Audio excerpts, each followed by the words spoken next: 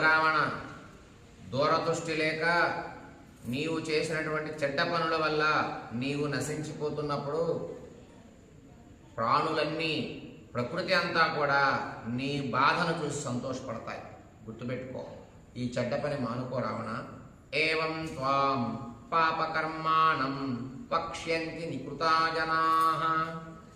నీ చెరలో ఉన్నటువంటి స్త్రీలు ఎందరో, మునులు, అలాగే రాక్షసులు, దేవతలు, వారంతా కూడా నీ చేత బాధపడుతూ ఉన్నారు కదా.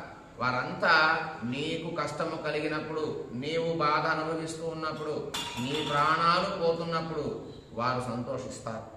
ఇటువంటి నీచుడికి మంచి పనే జరిగిందిలే అని సంతోషపడతారు.